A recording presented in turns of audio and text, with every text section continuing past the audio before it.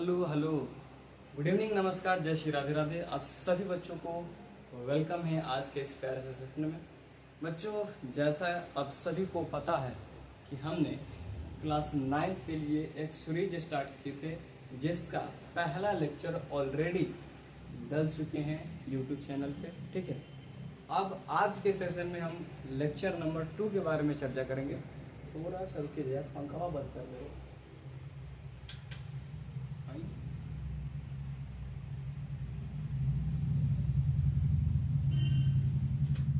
हाँ, अब ठीक है, कोई दिक्कत नहीं। चल, तो पिछले सेशन में हम क्या पढ़े हैं? पिछले सेशन में आप सभी को हम पढ़ाए थे सेल क्या होता है। ठीक है, पूरा डिटेल में डेफिनेशन को अच्छा से समझे थे और समझने के बाद ठीक है उस लेक्चर को समाप्त किए थे। बेसिकल समझे थे कि बायो क्या होता है। ठीक है, उसके बाद बेसिक डिफरेंसेस क्या होती है लिविंग में और नॉन लिविंग में, वो भी आप लोगों को बता चुके हैं। तो बच्चों, अगर आप पहला सेशन नहीं देखे हैं तो इस लेक्चर को देखने के बाद पहला सेशन जरूर आप देखें। ठीक है बच्चों, तो चलिए शुरू करते हैं आज के सेशन को। ये हमारा लेक्चर नंबर 2 है और इसके अंदर हम discovery related to cell and cell theory के बारे में डिस्कवर करेंगे, चर्चा करेंगे इसके बारे में। चलिए तो आप सभी को पता है कि आज टॉपिक्स टू बी कवर्ड में क्या हम लोग पढ़ने वाले हैं। लिख देते हैं यहाँ पर पहला चीज,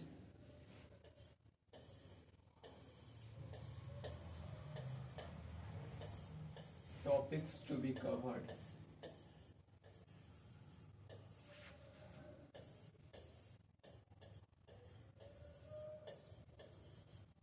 ठीक है, क्या क्या लिखेंगे? नंबर 1 में सबसे पहले हम समझेंगे discovery related to cell. Discovery related to cell,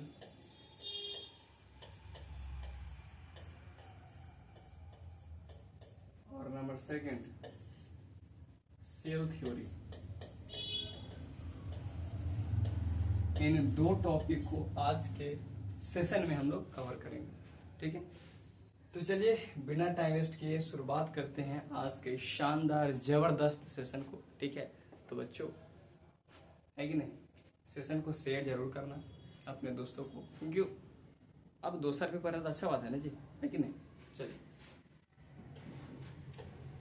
तो बात स्टार्ट होता है कब का? 1665 का। ठीक है, एक समय की बात है।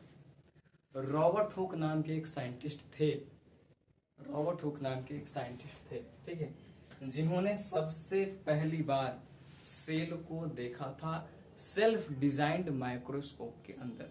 ठीक है, किस तरीका से पूरा प्रक्रिया हुआ था, क्या हुआ था, नहीं हुआ था, पूरे चीजों को आराम से समझने का प्रयास कीजिएगा। ठीक है, तो समझिए ध्यान से।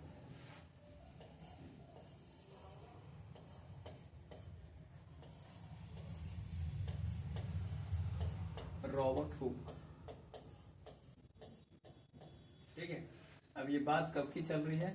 1665 यानी कि 1665 की बात यहाँ पर चर्चा हम लोग कर रहे हैं। ठीक है, रॉबर्ट हुक क्या किया था? एक ट्री का बार्क लिया था, जैसे अभी आपके सामने यहाँ पर एक ट्री बनाते हैं। ठीक है, ध्यान से समझिएगा।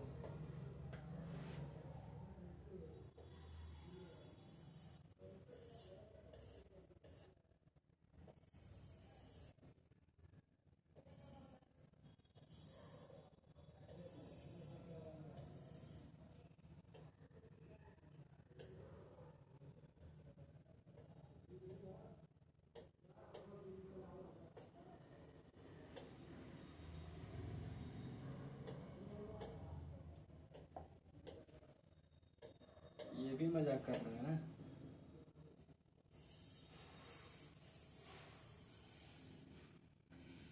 अब ये समझो, इसको थोड़ा सा पेंटिंग कर देते हैं।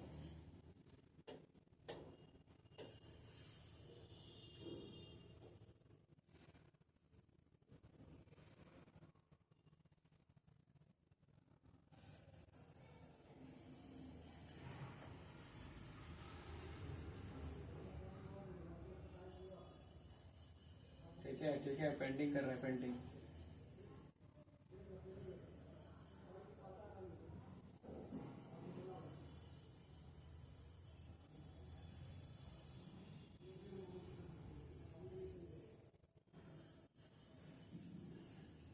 अब समझिए कि एक ट्री है, ठीक है।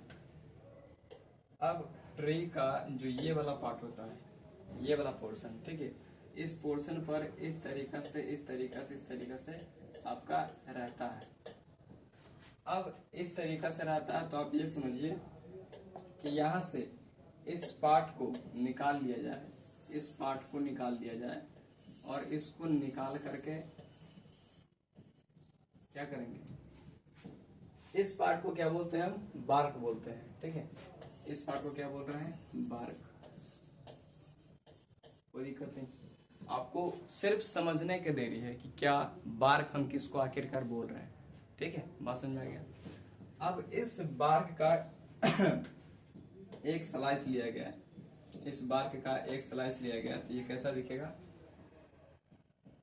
आप ये समझो।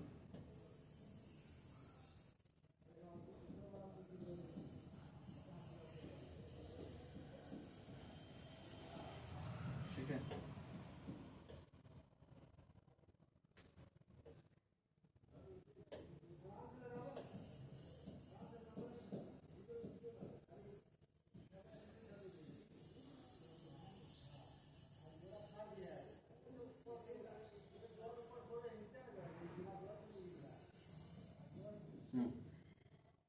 अब देखो, अब इस बार्क से एक स्लाइस किसका निकलेगा, कॉर्क का। किसका निकलेगा, कॉर्क का निकलेगा, ठीक है। यह है क्या, slice of cork, slice of cork.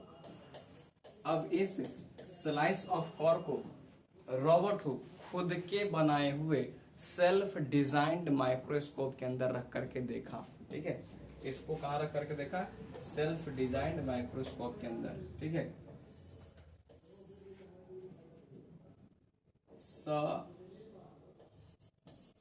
Under self designed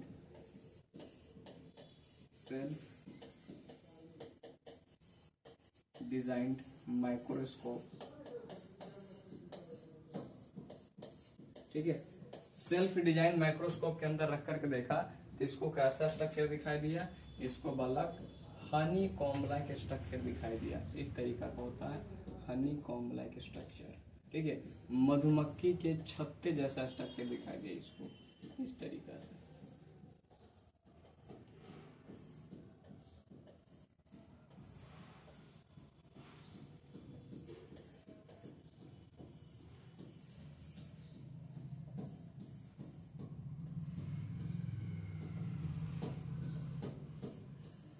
ठीक है बच्चों, इस तरीका से हनी कॉम्ब लाइक स्ट्रक्चर दिखाई दिया, इसको बोल रहे हैं Honey comb like structure, Honey comb like structure. बात को ध्यान से समझना, हम क्या बोलने जा रहे हैं, ठीक है। 1665 में रॉबर्ट हुक क्या किया था, एक बार्क लिया था, ठीक है, ओक ट्री से। ये कौन सा ट्री है, ओक ट्री, ओक ट्री है। ओक ट्री से क्या लिया था, बार्क लिया था।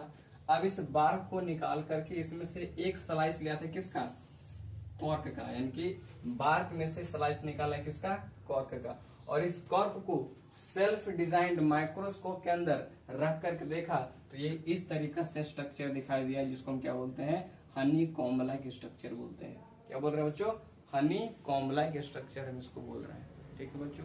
अब जब हनी कॉम्ब लाइक स्ट्रक्चर दिखाई दिया तो क्या हुआ, रॉबर्ट हुक को क्या दिखाई दिया, यहाँ पर अंदर से ये जो छोटा छोटा कंपार्टमेंट, छोटा छोटा रूम दिख रहा था, ये अंदर से कैसा था, एम्प्टी था, ठीक है। लिखेंगे empty, empty compartment, compartment, compartment और रूम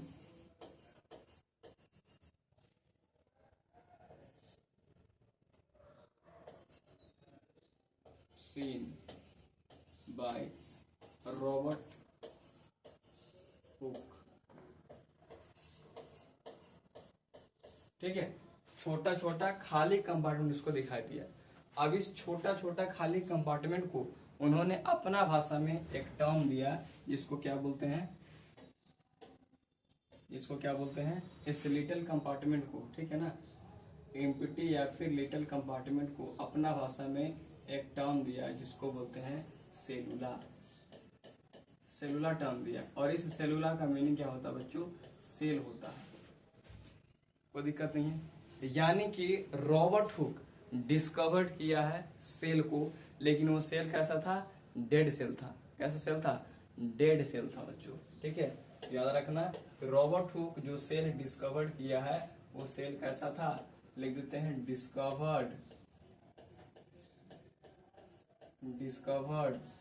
सेल, ठीक है, इन 1665। और यहीं पर लिख लेना साथ में, वो सेल कैसा था, डेड सेल था।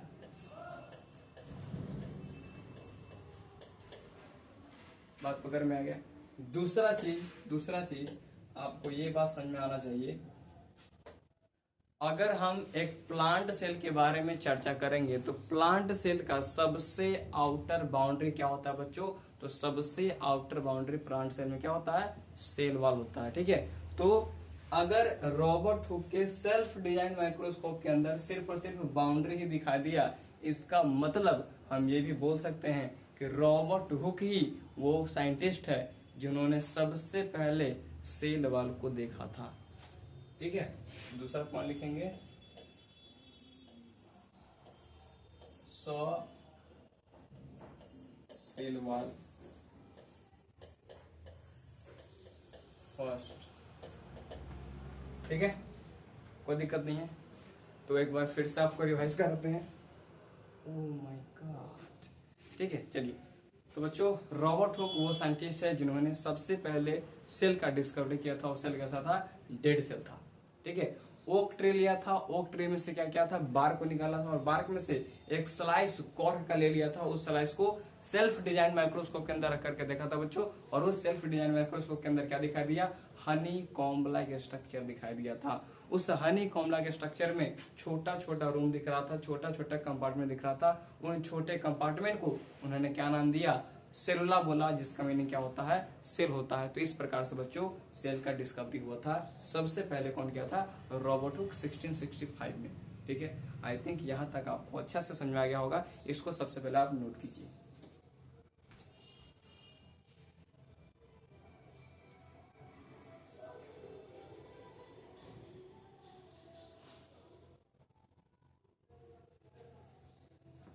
ठीक है बच्चों, तो आई थिंक आप इसको नोट कर लिए होंगे। अब आगे बढ़ते हैं,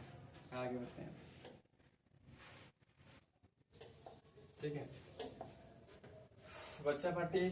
अगला जो नाम आपके सामने आने वाला है वो कौन है, वो है एंटोन वॉन लेवेनहॉक। एंटोन वॉन लेवेनहॉक,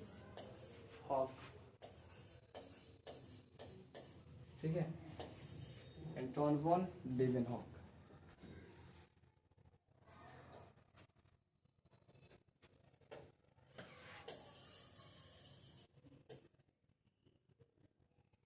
ठीक है बच्चों, अब एंटोन वॉन लेवेनहॉक सबसे पहले क्या किया था, लिविंग सेल का डिस्कवरी किया था। डिस्कवर्ड लिविंग सेल, ठीक है। लिविंग सेल का डिस्कवरी कौन किया था, एंटोन वॉन लेवेनहॉक। कब किया था, डेट कब है, इन 1674, ठीक है। 1674 में एंटोन वॉन लेवेनहॉक लिविंग सेल का डिस्कवरी किया था। कहां पर, वाटर के अंदर, इन पोन्ड वाटर,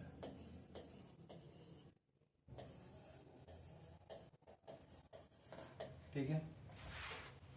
अगला नाम कौन है, अगला लिखते हैं रॉबर्ट ब्राउन के बारे में। रॉबर्ट ब्राउन क्या किए हैं, इन्होंने न्यूक्लियस का डिस्कवरी करने का श्रेय किनको जाता है, रॉबर्ट ब्राउन को जाता है, ठीक है बच्चों। डिस्कवर्ड न्यूक्लियस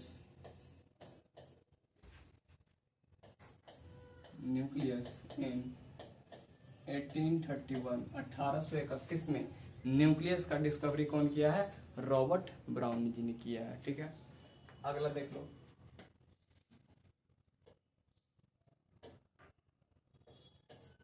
अगला है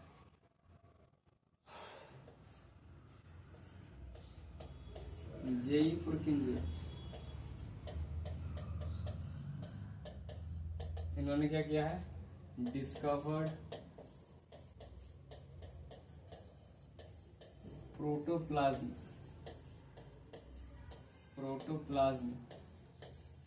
इन कब? 1839 में जेई पुरकिंजे जी ने क्या किया था? प्रोटोप्लाज्म का डिस्कवरी किया था। अब प्रोटोप्लाज्म आखिरकार होता क्या है तो समझना इसको ध्यान से। सर हम प्रोटोप्लाज्म किसको बोल रहे हैं? देखो बच्चा, ये मान के चलते हैं कि एक सेल है और इस सेल के अंदर ये एक छोटा सा न्यूक्लियस है। ठीक है, कोई दिक्कत नहीं है। हाँ। अगर मैं मान के चलूं कि ये एक एनिमल सेल है तो इसको मान रहे हैं क्या? Plasma membrane. ठीक है, प्लाज्मा मेम्ब्रेन इसको हम बोल रहे हैं। और इस वाला पार्ट को पूरा बोल रहे हैं कि जो खाली वाला पार्ट है इसको क्या बोल रहे हैं? क्या बोल रहे हैं इसको? इसको बोल रहे हैं साइटोप्लाज्म। ठीक है, और इसको बोल रहे हैं बच्चों न्यूक्लियर मेम्ब्रेन।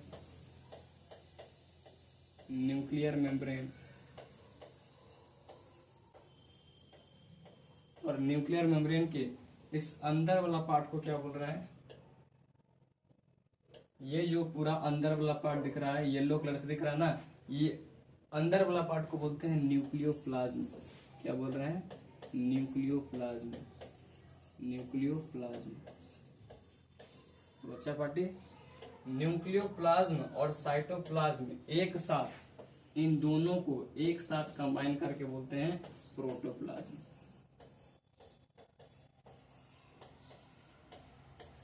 ठीक है, तो प्रोटोप्लाज्म का डिस्कवरी कौन किया है? J E Purkinje. कब? 1839 में। ठीक है बच्चों, तो अब आपको बताते हैं पूरी कंप्लीट तरीका से कौन कौन क्या डिस्कवर किया है। तो सबसे पहले रॉबर्ट हुक 1665 में डेड सेल का डिस्कवरी करते हैं। कैसे करते हैं? एक ओक ट्री का बार्क लेकर के उसमें से स्लाइस ऑफ कॉर्क निकालते हैं और सेल्फ डिजाइंड माइक्रोस्कोप के अंदर रख करके देखते हैं तो उनको हनी कॉम्बला का स्ट्रक्चर दिखाई देता है बच्चों। और उस हनी कॉम्बला के स्ट्रक्चर के अंदर छोटा छोटा रूम, छोटा छोटा कंपार्टमेंट दिखाई दिया। उन कंपार्टमेंट को उन्होंने सेलुला बोला, जिसका मतलब सेल होता है बच्चों। ठीक है, दूसरा बात, एंटोन वॉन लीवेनहॉक सबसे पहले लिविंग सेल का डिस्कवरी किया था 1674 में। उसके बाद आता है बच्चों रॉबर्ट ब्राउन, जिन्होंने न्यूक्लियस का डिस्कवरी किया था। कब किया था? कब? 1831 में। फिर जेई पुरकिंजे जी ने प्रोटोप्लाज्म का डिस्कवरी किया था 1839 में। तो यहाँ पर डिस्कवरी रिलेटेड टू सेल बच्चों खत्म होता है। अब आगे हम बात करेंगे सेल थ्योरी पर। ठीक है, तो यहाँ तक बच्चों आप लिख लो पहले।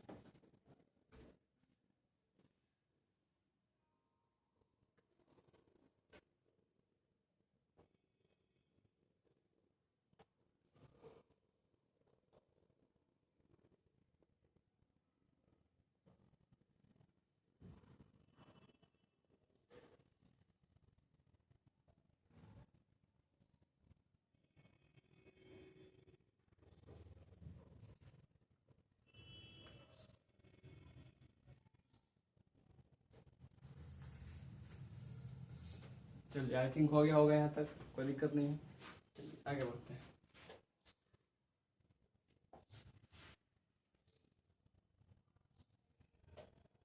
बच्चा पार्टी, अब आगे बात करते हैं सेल थ्योरी के बारे में।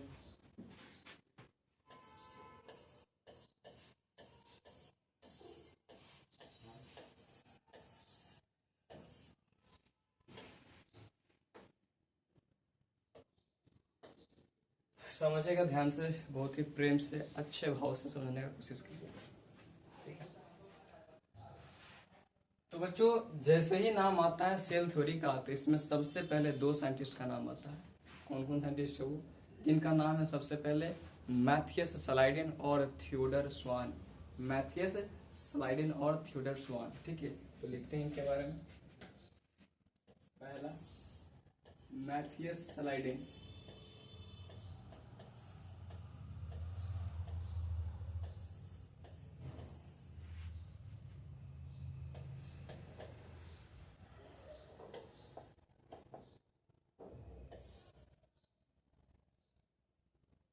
स्लाइडेन का स्पेलिंग कौन सी होता है जी?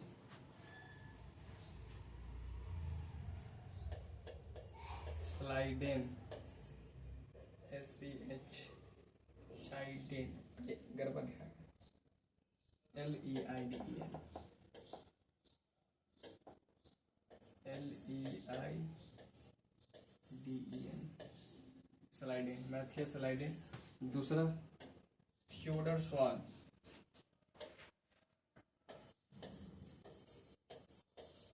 थियोडर स्वान।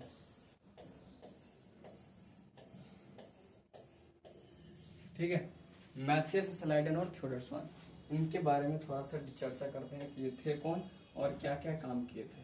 ठीक है, तो सबसे पहले आप ये समझो, पहला पॉइंट, मैथियस स्लाइडेन एक जर्मन के बॉटनिस्ट थे। क्या थे? German botanist, German botanist. अब बॉटनिस्ट है तो आपको फर्स्ट लेक्चर में पता चलेगा कि बॉटनिस्ट क्या करता है। तो जो व्यक्ति प्लांट्स के बारे में स्टडी करता है उसको बोलते हैं बॉटनिस्ट, और जो व्यक्ति एनिमल्स के बारे में स्टडी करता है उसको बोलते हैं जूलॉजिस्ट। ठीक है बच्चों, कोई दिक्कत नहीं। तो मैथियस स्लाइडेन जी ने क्या किया, बहुत सारे, ठीक है, बहुत सारे प्लांट्स पर स्टडी किया, और स्टडी करने के बाद क्या ऑब्जर्व करता है कि जितने भी प्लांट्स है सभी के सभी सेल से मिलकर बना हुआ है, और फर्दर क्या बनाता है, टिश्यू बनाने का काम करता है। ठीक है, तो लिख देते हैं क्या इन्होंने ऑब्जर्व करके क्या बोला, all plants are composed of cells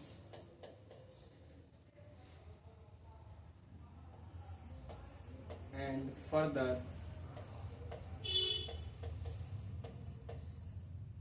form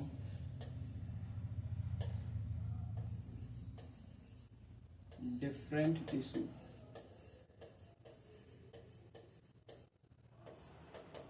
ठीक है, जितना भी प्लांट है सभी के सभी सेल से मिलकर बना है, बाद में वही सेल्स मिलकर के क्या बनाता है, टिश्यू बनाने का काम करता है। यहीं पर दूसरा पॉइंट देखिए यहाँ पर कि थियोडर स्वान जी ये कौन थे, ये भी जर्मन के जूलॉजिस्ट थे, जर्मनी के रहने वाले व्यक्ति थे। ठीक है,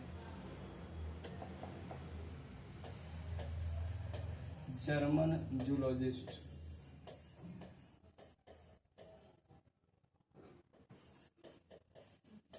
कोई दिक्कत नहीं है।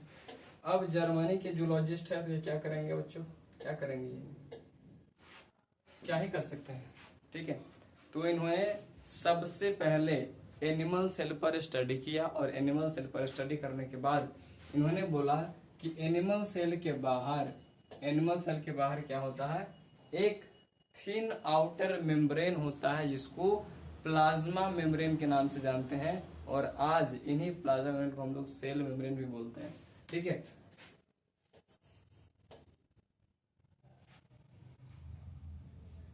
देखेंगे he absorbed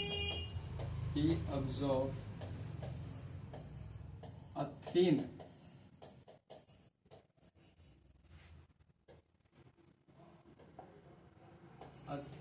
outer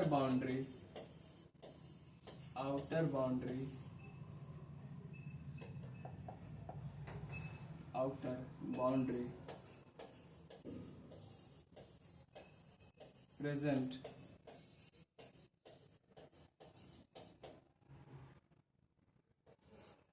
outside the cell,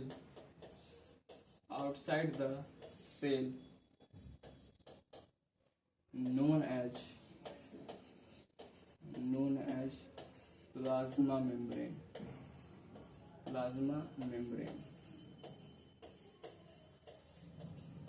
ठीक है बच्चों। दूसरा बात, इनका इच्छा हुआ कि थोड़ा सा प्लांट के बारे में भी क्या करते हैं, प्लांट के बारे में भी थोड़ा सा खोज लेते हैं, क्या होता है प्लांट के बारे में, क्या मिलता है नहीं मिलता है, तो भी खोज लेते हैं। तो प्लांट को भी इन्होंने देखा, ठीक है, और रिसर्च करने के बाद इन्होंने क्या पाया कि प्लांट के बाहर एक और एक्स्ट्रा मेम्ब्रेन प्रेजेंट है, इसको हम लोग सेल वॉल बोलते हैं। और तब इन्होंने बोला अपने भाषा में कि सेल वॉल एक यूनिक कैरेक्टरिस्टिक्स है किसका, प्लांट सेल का। ठीक है, तो लिखेंगे क्या, presence of cell wall is a unique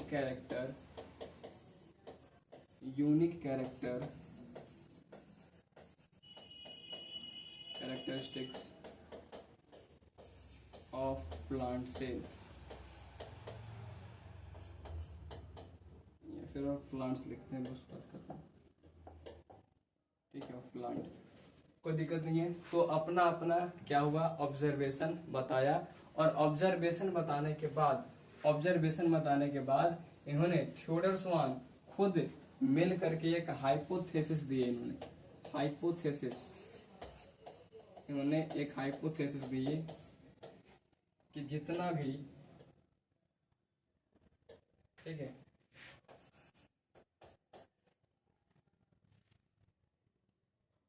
all animals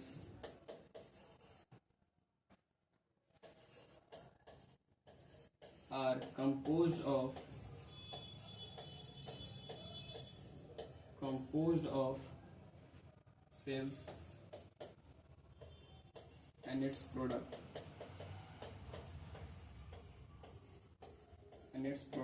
ठीक है। और दूसरा all plants, ठीक है।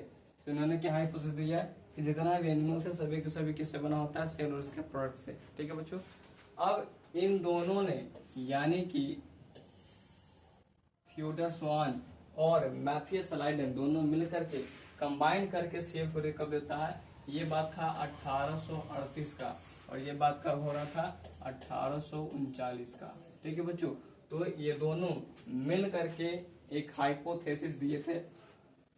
ध्यान से बात को पकड़ के समझना, ठीक है। हम ये बोल रहे हैं मैथियस सलाइडिन जो कि जर्मन के बॉटनिस्ट है, ये 1838 में प्लांट्स पर रिसर्च करने के बाद इन्होंने ऑब्जर्व किया कि जितना भी प्लांट्स है सभी के सभी सेल से मिलकर बना हुआ है, और वही सेल्स आगे जाकर के अलग अलग टिश्यू बनाता है। फिर 1839 में थियोडर स्वान नाम के एक दूसरा साइंटिस्ट है जो जर्मन के जूलॉजिस्ट है, यानी कि इन्होंने एनिमल्स पर स्टडी किया है। तो एनिमल्स पर स्टडी करने के बाद ये ऑब्जर्व करता है कि एनिमल्स के सेल के बाहर एक थिन आउटर मेम्ब्रेन होता है, इसको क्या बोलते हैं अभी, प्लाज्मा मेम्ब्रेन के नाम से जानते हैं। दूसरा चीज इन्होंने क्या किया था, प्लांट्स पर भी स्टडी किया, और प्लांट पर स्टडी करने के बाद इन्होंने कहा क्या पाया कि प्लांट सेल के बाहर जिस तरीका से एनिमल सेल के बाहर एक आउटर थिन बाउंड्री था, उसके अलावा भी एक और बाउंड्री प्रेजेंट है, इसको सेल वॉल बोला जाता है। और ये सेल वॉल प्लांट सेल का एक यूनिक कैरेक्टरिस्टिक्स है। ठीक है, उसके बाद इन्होंने एक हाइपोथेसिस दिया कि जितना भी एनिमल्स है सभी के सभी सेल और उसके प्रोडक्ट से मिलकर के बना हुआ है। ठीक है बच्चों, अब आगे ध्यान से सुनो। अब मैथियस लाइडेन और थियोडर स्वान दोनों मिल करके सेल थ्योरी दिए, और सेल थ्योरी में क्या लिखा गया, पहला बात ये कि जितना भी प्लांट्स है, all plants are composed of cells and its product. ठीक है, या इस बात को इस तरीके से भी लिखा जाता है,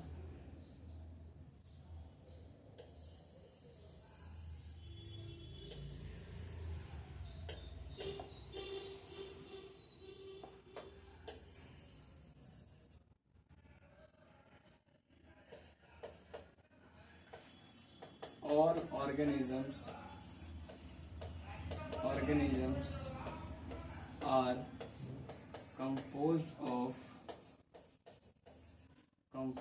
of cell and its product।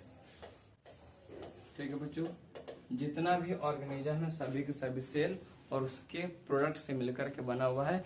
ये सेल थ्योरी कौन दिए थे? ये दोनों मिल करके, यानी कि मैथियस लाइडेन और थियोडोर स्वान दोनों मिलकर के सेल थ्योरी दिए थे। लेकिन इनका सेल थ्योरी हो जाता फेल। क्यों फेल होता है? फेल होने के पीछे क्या रीजन था भाई? तो इनका सेल थ्योरी फेल क्यों होता है? इनका ड्रॉबैक क्या था? ड्रॉबैक तो बच्चों इन्होंने इस बात को एक्सप्लेन नहीं कर पाया था कि न्यू सेल्स कहां से अराइजेज होता। इन्होंने इस बात को एक्सप्लेन नहीं कर पाया था कि न्यू सेल कहां से अराइजेज होता है। ठीक है, लिख देंगे दे कैन नॉट एक्सप्लेन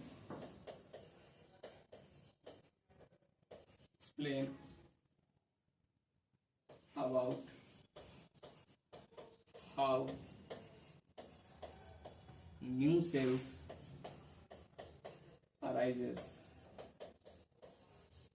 ठीक है बच्चों, इस बात को एक्सप्लेन इन्होंने नहीं कर पाया था। तब इन्हीं का उत्तर देता है एक दूसरा साइंटिस्ट जिसका नाम क्या है? Rudolf Virchow. ठीक है, अब बात आगे तक पहुंच गया था। अब चर्चा होता है रुडोल्फ विर्चू पर। रुडोल्फ विर्चू, ठीक है, जिन्होंने 1855 में 1855 में पहला बात तो सिंपल सी बात सेम लिख दिया कि जितना भी इस बात को एज इट इज कॉपी कर दिया।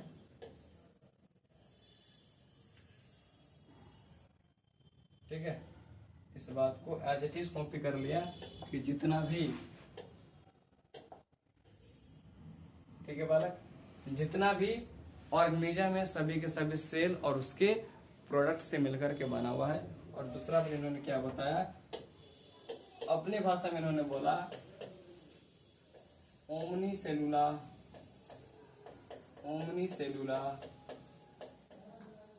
ई सेलुला,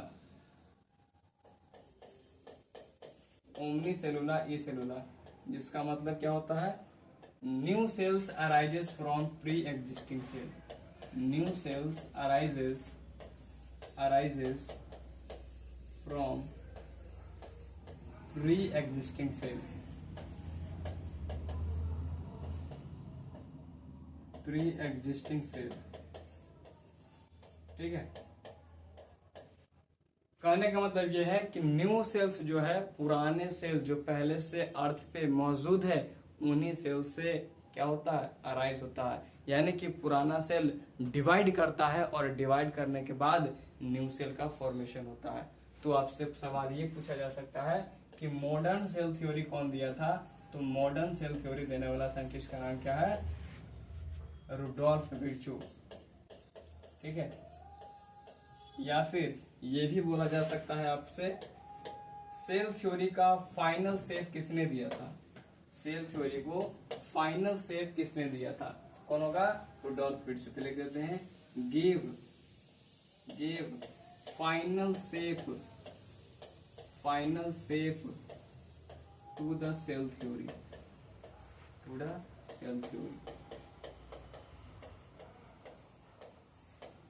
ठीक है बच्चों, कोई दिक्कत यहाँ तक? तो आज के सेशन में हम लोगों ने सेल के बारे में कंप्लीटली क्या किया है? रिवीजन कर लिया है या फिर पढ़ भी लिया है। ठीक है ना? तो अब बात करते हैं एक्टिव रिकॉल का। यहाँ तक नोट कर लिए? नोट कर लेना चाहिए एक बार।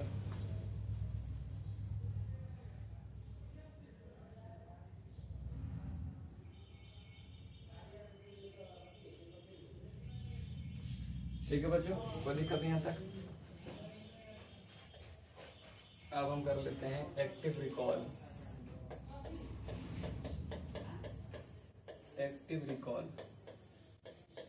ठीक है, तो समझना ध्यान से कि आज के सेशन में हमने क्या क्या पढ़ा। तो सबसे पहले अपना आंख बंद कर लो बालक, अपना आंख बंद कर लो।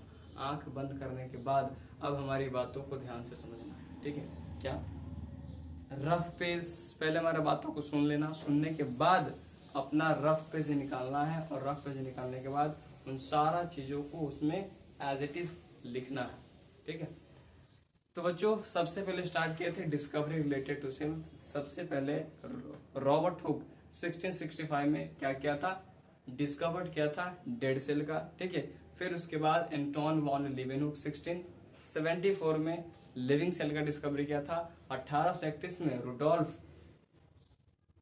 गलती मत हो गया, ठीक है, 1831 में न्यूक्लियस का डिस्कवरी कौन किया था, रॉबर्ट ब्राउन। प्रोटोप्लाज्म का डिस्कवरी 1839 में जेई पुरकुंजी जी ने किया था। उसके बाद आता है सेल थ्योरी। तो सेल थ्योरी का जैसे ही नाम आता है उसमें दो साइंटिस्ट आता है, पहला मैथियस स्लाइडन और दूसरा थियोडर स्वान, ठीक है, जिन्होंने सेल थ्योरी दिया है। उसके बाद फाइनल रुडोल्फ विर्चो, जो सेल का फाइनल शेप दिया था, मॉडर्न सेल थ्योरी दिया था। इन्होंने ये बताया था कि नया सेल कहाँ से अराइज होता है, तो उन्होंने अपनी भाषा में बोला था ओमनी सेलुला ई सेलुला, जिसका मतलब क्या होता है, cell arises from pre existing cell. यानी कि इन्होंने क्या बोला, सेल डिवाइड करता है और डिवाइड करने के बाद नया सेल पुराने सेल से ही जन्म लेता है। ठीक है बच्चों, आई होप आप सबको यहाँ तक पूरी अच्छी से बात समझ में आ गया होगा। अगर कोई प्रॉब्लम होगा, कोई परेशानी, तो आप जरूर से जरूर कमेंट कीजिएगा। मिलते हैं अब अगले सेशन में, तब तक के लिए मुस्कुराते रहिए। ठीक है बच्चों।